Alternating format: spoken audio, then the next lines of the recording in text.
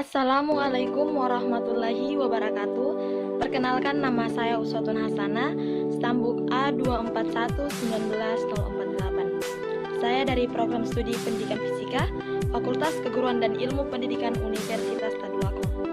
Nah, adapun tujuan saya dalam membuat video ini ialah untuk memenuhi ujian akhir semester, yaitu menjelaskan beberapa topik materi secara singkat pada mata kuliah Fisika Matematika 3. Nah, adapun topik yang akan kita bahas dalam video kali ini ada 4, yaitu yang pertama adalah teorema residu, yang kedua adalah teorema Laplace, yang ketiga adalah teorema Fourier, dan yang terakhir adalah fungsi delta Dirac.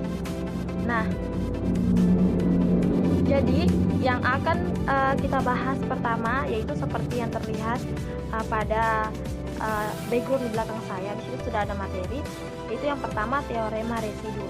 Nah, teorema residu ini biasa juga disebut sebagai teorema Cauchy, adalah alat yang ampuh untuk mengevaluasi integral garis dan fungsi analitik pada kurva tertutup. Nah, sering juga dapat digunakan untuk menghitung integral nyata dan deret tata tiga.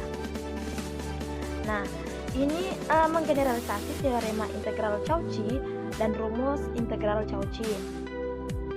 Sedangkan dari perspektif geometris, ini dapat dilihat sebagai kasus khusus dari teorema Stokes yang didelegasikan. Nah, di sini sudah ada fungsi atau persamaan dari teorema residu itu sendiri. Nah, di sini dijelaskan bahwa integral tersebut dihitung dengan arah berlawanan jarum jam pada kurva C. Nah, selanjutnya di sini juga ada beberapa metode penentuan residu. Nah, di sini sudah dapat kita lihat ada 3 caranya, yaitu yang pertama dengan menggunakan deret Laurent, yang kedua yaitu dengan menggunakan kutub tunggal atau simple pole, kemudian yang ketiga yaitu dengan menggunakan kutub ganda atau multiple poles. Nah, dari 3 penentuan tadi, ini dapat kita ambil contoh, salah satu contoh dari satu metode yaitu dengan menggunakan deret Laurent. Nah, di sini dijelaskan bahwa suatu fungsi kompleks fx sama dengan pangkat x per z pangkat z per z dikurang 1. Maka tentukan residu dari fz dz sama dengan 1. Nah, jadi di sini sudah ada penyelesaiannya, di mana bila fungsi pangkat z diekspansikan dalam deret pangkat z sama dengan 1, maka kita peroleh persamaan seperti di sini. Kita peroleh persamaan pada contoh, yaitu pangkat z per z dikurang 1 sama dengan dikali pangkat z kurang 1 per z dikurang 1 sama dengan per z dikurang 1. Kemudian 1 ditambah z kurang 1 ditambah z kurang 1 pangkat 2 per 2 faktorial, sehingga didapatkan sama per z dikurang 1 tambah ditambah dan seterusnya. Nah, karena residu pada z sama dengan 1, maka diperoleh koefisiennya yaitu 1 per z dikurang 1, yang berarti R sama dengan 1 sama dengan E. Nah, yang kedua yaitu teorema Laplace, di mana pengertian dari teorema ini sendiri yaitu adalah suatu teknik untuk menyederhanakan permasalahan dalam suatu sistem yang mengandung masukan dan keluaran dengan melakukan transformasi dari suatu domain pengamatan ke domain pengamatan yang lain. Nah, andaikan fungsi f terdefinisi untuk t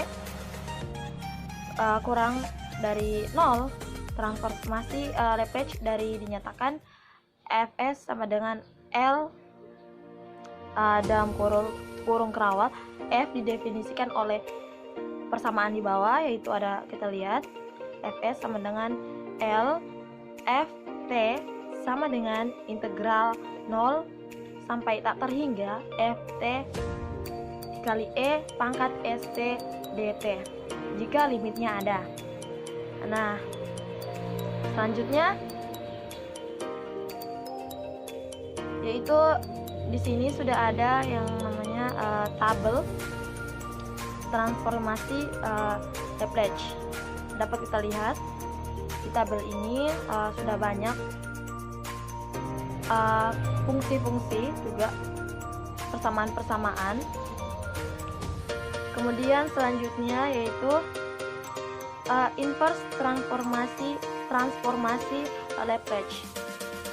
Di sini dijelaskan bahwa andaikan Fs sama dengan Lf menyatakan transformasi Laplace dari Ft fungsi t, maka fungsi f yakni L pangkat min 1 Fs disebut inverse transformasi Laplace Fs, sehingga dapatkan persamaan yaitu Ft sama dengan R pangkat 1 Fs. Nah, di sini juga sudah disertakan contoh. Kemudian ada Laplace turunan fungsi.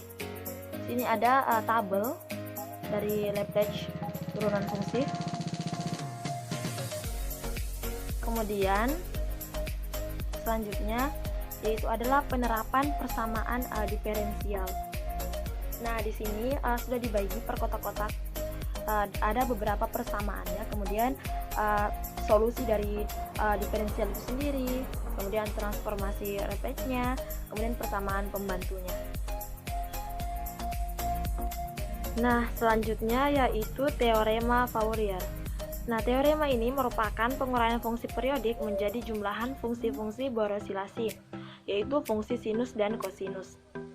Nah, ataupun bisa juga dapat borosilasi menjadi eksponensial kompleks. Studi deret Fourier merupakan cabang analisis Fourier. Deret ini diperkenalkan oleh Joseph Fourier pada tahun 1768 sampai pada tahun 1830 untuk memecahkan masalah panas di lempeng logam. Nah, proses sintesis atau deret Fourier sebenarnya adalah asal dari persamaan tersebut, yaitu Sn X sama dengan 0/2 ditambah sigma n sama dengan 1 sampai n an cos 2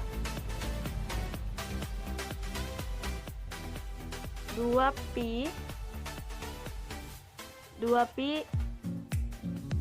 x per p tambah b t2 sin 2 pi z per p dikali dengan xg dikali 2. Kemudian deret Fourier berbentuk fase amplitudo dengan persamaan Sn X sama dengan A0/2 ditambah sigma n sampai n sama dengan 1 sampai n an dikali cos 2 pi z per p dikurang dengan n, kemudian dikali dengan xg3.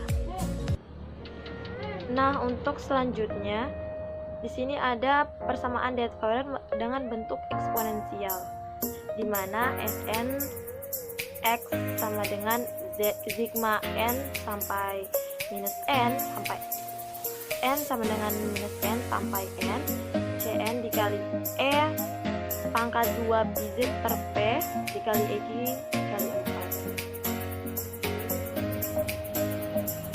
Kemudian sebuah deret Fourier dengan periode sebesar T adalah penjumlahan tertiga dari sebuah fungsi sinusoid atau fungsi sinus dan kosinus dengan besar frekuensi masing-masing kelipatan dari seperti. Sini sudah ada persamaannya, dapat kita lihat. Nah, selanjutnya ada koefisien Fourier. Nah, di sini koefisien Fourier ini dengan persamaan gt sama dengan 1/2 A0 tambah sigma m sama dengan 1 sampai tak hingga am cos nx tambah sigma n sama dengan 1 sampai tak hingga bm sin nx, dimana yaitu A0, AM, dan BN adalah koefisien Fourier. Koefisien ini adalah pengendali utama dalam merekonstruksi sebuah sinyal. Yang selanjutnya yaitu ada persamaan A0 sama dengan seper Pi integral minus Pi sampai Pi, kemudian X dx. Ada juga untuk persamaan AM yaitu seper Pi integral minus Pi sampai Pi fx cos n x dt. Kemudian untuk persamaan Bn sama dengan seper N integral minus Pi sampai Pi fx sin nx dt. Nah, untuk menentukan jenis pengendali mana yang dipakai untuk merekonstruksi gelombang, maka harus dilakukan klasifikasi sinyal berdasarkan sifat simetrisnya. Nah, untuk yang terakhir yaitu fungsi delta direct, di mana fungsi delta direct ini adalah nama yang diberikan untuk struktur matematika dan dimaksudkan untuk mewakili suatu objek titik ideal seperti massa titik atau muatan titik. Fungsi delta direct memiliki aplikasi yang luas dalam mekanika kuantum dan sisanya dari fisika kuantum. Fungsi ini biasanya digunakan dalam fungsi gelombang kuantum. Fungsi ini diwakili dengan simbol Yunani dan dituliskan dengan huruf kecil. Fungsi delta direct diperkenalkan pertama kali oleh fisikawan asal Inggris yaitu Paul A.M. Dirac untuk menggambarkan suatu fenomena fisika yang memiliki nilai pada suatu titik atau singular. Namun, pada titik yang lain nilainya sama dengan nol. Selain itu, integral dari fungsi tersebut sepanjang interval domainnya sama dengan 1. Nah, dalam mekanika, kita mempertimbangkan gagasan gaya impulsif seperti pukulan palu yang berlangsung untuk waktu yang sangat singkat. Nah, biasanya tidak tahu bentuk pasti dari fungsi gaya RT. Jadi, untuk melanjutkan sebagai berikut, yaitu nanti pada gambar 7.1. Nah, biarkan gaya impulsif Ft yang berlangsung dari T sama dengan T0 hingga T sama dengan T1 sehingga dapat diterapkan pada massa M. Maka menurut hukum Newton itu sini dapat terlihat ada persamaan 7.1 yaitu integral T0 sampai T1 Ft dt sama dengan integral T0 sampai T1 M dv per dt dikali dt sama dengan integral T0 sampai P1 M dv sama dengan M dikali pt dikurang P0 P1 dikurang P0. Nah, hal ini menyatakan bahwa integral dari Ft disebut impuls Ft sama dengan perubahan dalam bentuk M1 dan kita catat bahwa hasilnya tidak tergantung pada bentuk Ft, namun hanya bergantung pada area di bawah kurva Ft. Nah, jika area ini adalah 1, maka menyebut unit impuls jika T1 dikurang T0 sangat kecil. Kita mungkin mengabaikan gerakan M selama waktu kecil ini dan hanya mengatakan bahwa momentumnya melonjak dari M0 ke M1 selama waktu T1 dikurang T0 jika P0 nya sama dengan 0. Nah, grafik momentum sebagai fungsi waktu akan seperti pada gambar nanti akan ada gambar pada titik pada gambar 7.1 di mana kita hanya menghilangkan bagian tidak diketahui dari grafik antara T0 dan T1. Nah, di sini kita juga mencatat bahwa jika T1 sama dengan dikurang T0 sangat kecil, grafik pada gambar 7.1 itu hampir merupakan fungsi unit step L2. Nah, jadi langsung saja kita lihat gambarnya. Nah, ini merupakan gambar 7.1. Di sini juga saya menyertakan gambar 7.2 di mana dengan persamaan y pangkat n tambah omega kuadrat y sama dengan f dikali t atau y0 sama dengan y aksen 0 sama dengan 0. Baik, mungkin itu saja materi singkat dari saya. Kurang lebihnya saya memohon maaf. Semoga materi tersebut dapat bermanfaat bagi kita semua. Saya akhiri, wabillahi taufiq wal hidayah. Wassalamualaikum warahmatullahi wabarakatuh.